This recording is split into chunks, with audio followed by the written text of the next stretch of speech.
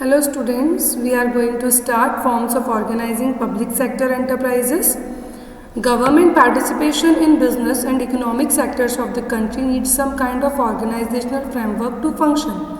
Government का जो participation है बिजनेस और इकोनॉमिक सेक्टर में आपकी कंट्री के, वहाँ पे कुछ ना कुछ ऑर्गेनाइजेशनल फ्रेमवर्क चाहिए फंक्शन करने के लिए.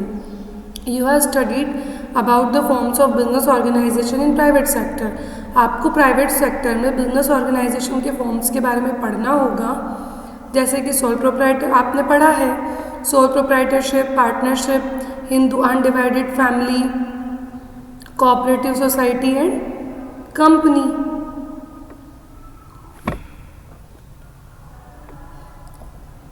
And in public sector we are going to learn. Public sector में एक इम्पॉर्टेंट क्वेश्चन अराइज होता है कि किस तरीके से ऑर्गेनाइज किया जाता है और क्या ऑर्गेनाइजेशन को किस फॉर्म का ऑर्गेनाइजेशन होना चाहिए. जो गवर्नमेंट है वो इसके लिए एक मेजर रोल प्ले करती है पब्लिक सेक्टर को फॉर्म करके, लेकिन गवर्नमेंट जो है वो इसके पीपल, इसके ऑफिसर्स, इसके एम्प्लॉयज़, इन सब के बिहाफ पे एक्ट करती है. इस पर्पज़ के लिए जो पब्लिक एंटरप्राइजेज हैं वो government to participate in economic activities, वो इसलिए बनाए गए हैं कि आप लोग कंट्री की इकोनॉमिक एक्टिविटीज़ में पार्टिसिपेट करो, और ये एक्सपेक्ट किया गया है कि ये कंट्री के इकोनॉमिक डेवलपमेंट में भी कंट्रीब्यूट करेंगे.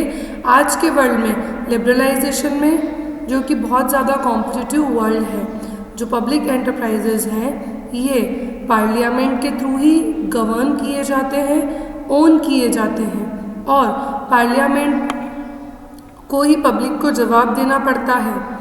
दे are characterised by public ownership, public funds being used for the its activities and public accountability.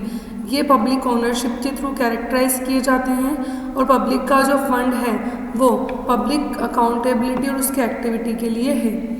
एक पब्लिक एंटरप्राइज जो है वो किसी भी तरीके का ऑर्गेनाइजेशन हो सकता है, वो उसके नेचर के ऊपर डिपेंड करता है कि उसका गवर्नमेंट के साथ कैसा रिलेशनशिप है. जो सुटेबिलिटी है वो एक पर्टिकुलर फॉर्म ऑफ ऑर्गेनाइजेशन है जो कि रिक्वायरमेंट्स के ऊपर डिपेंड करता है. सेम टाइम पे कुछ जनरल प्रिंसिपल्स हैं. किसी भी ऑर्गेनाइजेशन में पब्लिक सेक्टर होता है वो ऑर्गेनाइजेशनल परफॉर्मेंस बताता है प्रोडक्टिविटी का और क्वालिटी का. 3 तरीके के पब्लिक एंटरप्राइजेस हैं: departmental undertaking, statutory corporation and government company. Departmental undertaking, this is the most oldest traditional and form of organising public enterprises. ये सबसे पुराना और ट्रेडिशनल फॉर्म है पब्लिक एंटरप्राइजेस का. These enterprises are established as department of the ministry and are considered part of an extension of the ministry itself. ये जो enterprises हैं ये मिनिस्ट्री के डिपार्टमेंट के अकॉर्डिंग एस्टेब्लिश किए जाते हैं और इन सबको मिनिस्ट्री का ही पार्ट माना जाता है. जो गवर्नमेंट है ये अपने फंक्शंस इन डिपार्टमेंट्स के थ्रू करवाती है और जितनी भी एक्टिविटीज़ परफॉर्म की जाती है वो इन डिपार्टमेंट की एक इंटीग्रल एक्टिविटी होती है. They have not been constituted as autonomous or independent institution. इनको हम लोग autonomous या independent institution नहीं बोल सकते हैं. ये इंडिपेंडेंट नहीं हैं. ये सब गवर्नमेंट के ऑफिसर्स के थ्रू चलती है, गवर्नमेंट के एम्प्लॉयज़ के थ्रू चलती है.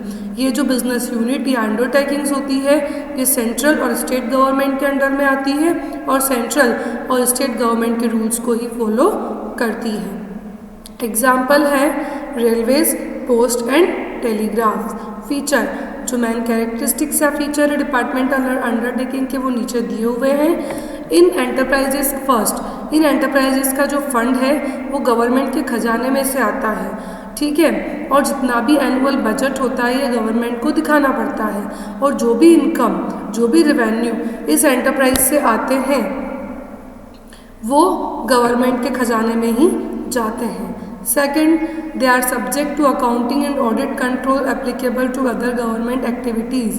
ये अकाउंटिंग का एक सब्जेक्ट है और गवर्नमेंट की एक्टिविटीज़ को ही यहाँ पे ऑडिट और कंट्रोल किया जाता है। जो एम्प्लॉयज़ है थर्ड वन, जो एम्प्लॉयज़ इस एंटरप्राइज के वो गवर्नमेंट सर्वेंट्स होते हैं और इनका रिक्रूटमेंट और कंडीशन जो है वो एम्प्लॉयज़ की तरह बिल्कुल सेम होता है जो कि डायरेक्टली गवर्नमेंट के अंडर में आते हैं। They are headed by Indian administrative service. ये इंडियन एडमिनिस्ट्रेटिव सर्विसेज के थ्रू कंट्रोल किया जाता है और ओन किया जाता है। जो भी ऑफिसर और सिविल सर्वेंट्स होते हैं उनको एक मिनिस्ट्री से दूसरे मिनिस्ट्री में ट्रांसफ़र कर दिया जाता है।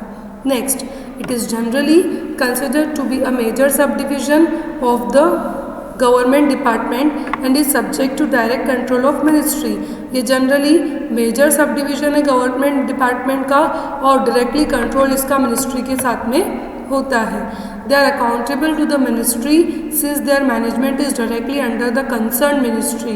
ये मिनिस्ट्री के लिए जवाबदार होते हैं क्योंकि इसका पूरा जो मैनेजमेंट होता है वो मिनिस्ट्री के अंडर होता है। Next topic is merits. We will learn merits and limitations of departmental undertaking in the next video. This much is enough. Thank you.